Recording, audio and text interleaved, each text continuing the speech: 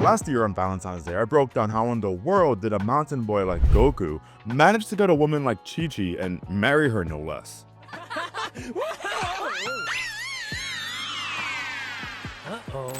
Well, it's time we switch gears to talk about what may arguably be Dragon Ball's most popular canon couple in the entirety of its franchise. The one, the only, Vegeta and Bulma. Welcome to the Panic Boys channel, my name is Josue, and let's break down how the Prince of all Saiyans married, well, I guess technically Bulma is the princess of all Saiyans, right?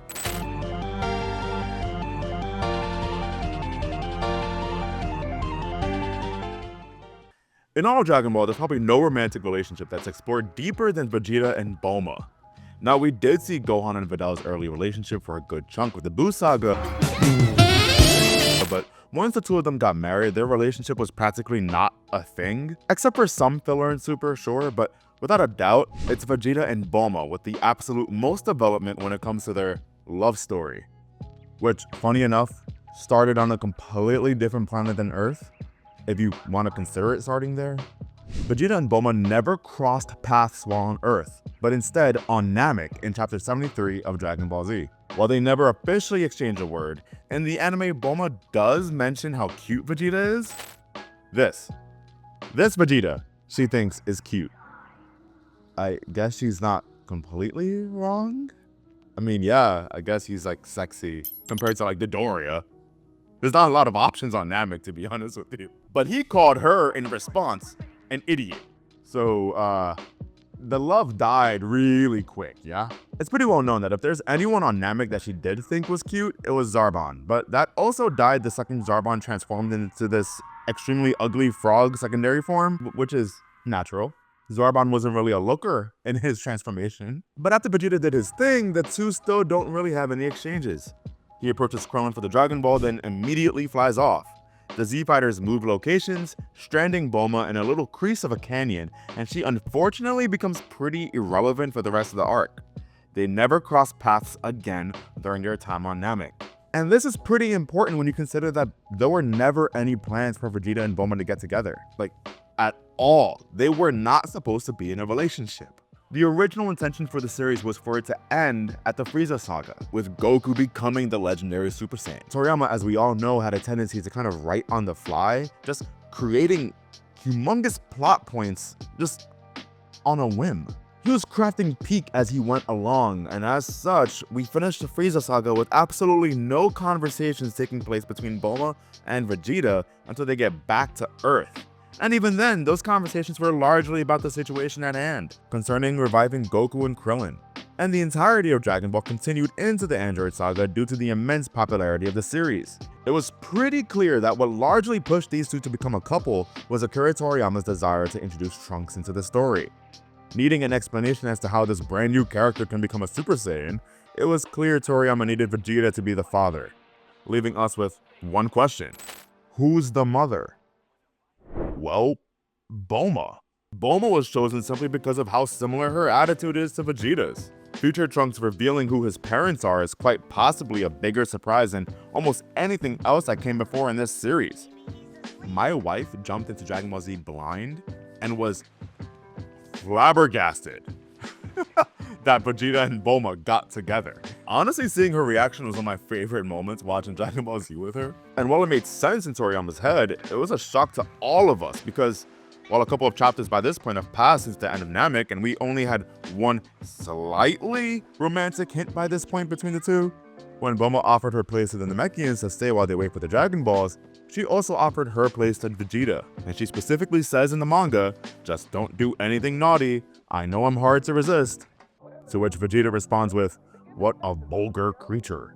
God, you gotta love Vegeta, man. About 18 months or so have passed between the end of Namek to the arrival of future Trunks, meaning Vegeta has lived with Bulma for a year and a half at that point, giving them plenty of opportunities to make Trunks. Unfortunately, throughout this time, she's still dating Yamcha. After Trunks defeated Frieza, we see Yamcha is the one carrying Bulma over, and while everyone is just waiting for Goku to arrive, she also mentions that Vegeta disappears every day too, likely working out in hopes of defeating Goku. So the combination of these two elements pretty much confirm that any potential opportunities for creating Trunks were definitely not taken advantage of during this year and a half.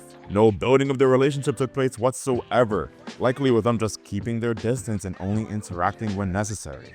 Chapter 141 of the Dragon Ball Z manga is when we got our big reveal that Bulma is Trunks' mother. But that isn't the only revelation we get. Goku is flabbergasted. I'm using that word. I know that was only 2 times so far, but I literally never used the word flabbergasted before, so this is kind of like a record. Goku's flabbergasted at the news 3 times, saying he always expected her to end up with Yamcha, to which Trunks mentions Yamcha isn't a very faithful person.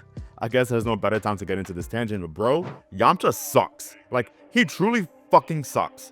You have a woman who is arguably not only extremely attractive in every way, but she's also the richest woman in the earth, and you decide to cheat on her? Are you dead ass, brother? When I say I hate you, Yamcha, I mean it with every single fiber of my being. You are stupid, the biggest idiot in Dragon Ball. Anyways, Trunks mentions that Bulma finally broke up with Yamcha for good after getting so fed up of him cheating. And once she sees Vegeta just sitting all alone, I guess, it just ended up happening.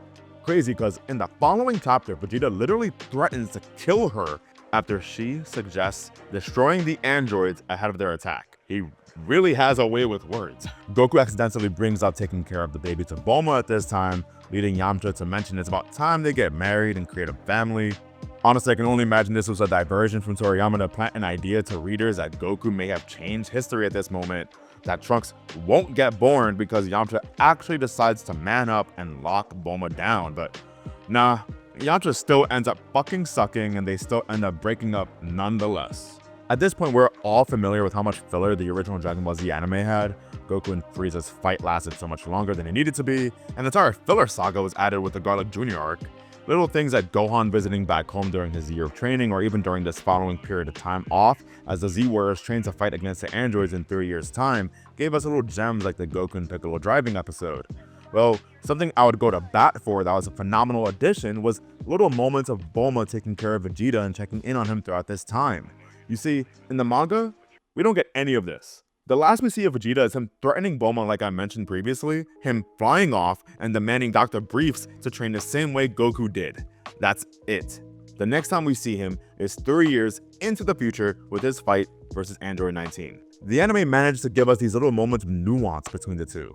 Bulma is hanging out with Yamcha when suddenly the ship that Vegeta's in explodes and he's wrecked, causing her to immediately run over and grab him and stay up all night, watching over him and taking care of the prince. I'm not gonna lie to you, if I was Yamcha and I see my woman run over and hold the absolutely cut body of a man who once killed me, wallahi, I'm finished. I'm done. I swear I will do what Yamcha did to himself in the bridge. These are all probably reasons why he cheated on Bulma, likely all because of insecurity, but hey, all that means is bro just ultimately did this to himself. He should have been training with Goku. When you cut past the 3-year time skip, it's pretty clear that the moment that Trunks mentioned of Bulma seeing Vegeta all alone after breaking up with Yamcha has already passed. The gang pulls up on Bulma to wait for the androids, and there's a baby Trunks in her arms. And what's crazy is that their little moment of passion was definitely all a secret. Bulma told no one that Vegeta is the father. But another odd revelation here is when Piccolo asks where Vegeta is. Bulma has no idea, particularly because she doesn't actually live with him, which is just so... Toriyama gets away with so much because of just how little context he gives things. That's why his ability to just write on the fly works. He doesn't give context to anything. Like, Bulma knew that Vegeta would be out all day training because they lived together, but one day Vegeta just came, knocked her up, and then dipped, said peace out, I'm out of here. That's crazy. Want to know something even crazier? This moment of Vegeta threatening Bulma is seriously the last time we see the two of them in a page together until the end of the saga in chapter 195. Or at least if you exclude cover pages like chapter 192, we are almost 200 chapters deep into Dragon Ball Z. And these two characters, both now lovers and parents, have only shared 4 scenes together in the manga, and I struggle even counting the scene in Namek, considering they don't even talk to one another. And besides, it's not like much even happens in chapter 195. All Bulma does is ask if Vegeta is going to train.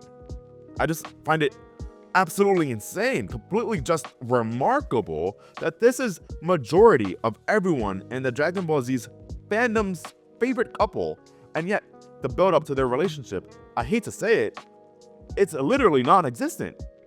The anime did so much in those filler scenes to really show us how they could have potentially been a thing, because the manga? Nothing. There is nothing here. There's 4 scenes, and one of them, they don't even talk to each other. The next was just Bulma offering Vegeta a place to crash. The next is Vegeta threatening to kill Bulma, and the next is Bulma asking Vegeta if he's going to train. I'm in disbelief. And then the next time after that, when we see them together in the same place, is when Trunks is heading out back to his original timeline. And yet again, this is a moment where they don't even speak to each other. Although, to be fair, no one says anything. This was meant as just a proper finale to the events of the Cell Saga, so I'll forgive it this time. But that means the next time we ever see this couple together, which happens to be chapter 232, when Goku talks from Otherworld to announce his return for the Tenkaichi Budokai, is not only the 6th time that they're together, but also when they are finally married. It's unfortunate in a way. We never really get to see a proper build up to their relationship in the same way, sort of like Goku and Chi-Chi did, as crazy as that was, to be honest with you, or even Gohan and Videl. Hell, we can at least put together why Krillin and Android 18 end up getting together. Like, we saw the little tiny budding romance between them to a degree, and each of these couples have shared more than 6 chapters together by this point now.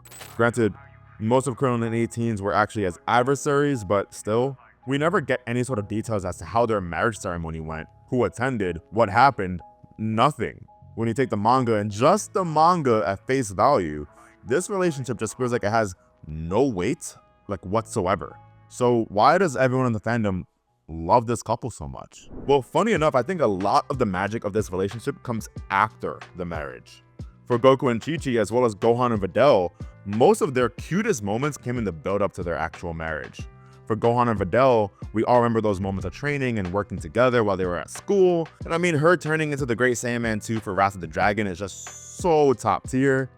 Goku and Chi-Chi, they had like this brief moment of intimacy at Kame House, which was nice, but everything was just really the World Tournament and when they first met as kids. I mean, at least in Kakarot, we got some implication of them going on a date and making Goten. Vegeta and Bulma though? Completely different story. Vegeta deciding to fuse with Goku because he heard of Buu having absorbed Bulma. Vegeta refusing to leave Bulma's side when she was pregnant in the final days before Bolo was delivered. Going to the amusement park with his family. Bulma is the first person Vegeta thinks of when he sacrifices himself in the battle versus Majin Buu. Vegeta being kind of proud of Bulma when she left to talk to Zuno. Tiny little moments of Vegeta making sure Bulma is protected, like this scene here in Daima. Vegeta calling Bulma babe.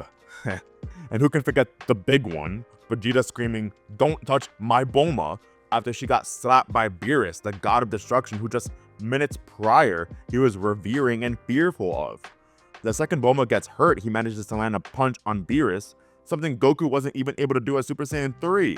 And I'm sure I'm blanking on so many others. And clearly they're spending a lot more time together in general, considering Bulma knew Vegeta was capable of turning Super Saiyan 3. She literally mentions that he's been training all the time, like she's checking in on him. Vegeta and Bulma sure didn't really have a lot going on prior to their marriage, but man, Vegeta, specifically the Vegeta that came back after he sacrificed himself, did a complete 180 and is so far gone from the person who couldn't even have given less of a care about her at Namek to now doing whatever he possibly can to protect Bulma.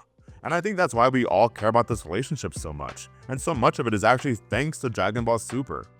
While Goku and Gohan both would do anything to protect their families, sure, Vegeta is the one we see doing it more than any other. And considering how important Bulma is to the story of Dragon Ball, in fact, there wouldn't really be a Dragon Ball story to begin with if she didn't decide to find the Dragon Balls. This marriage pretty much solidified who the real power couple of Dragon Ball truly is.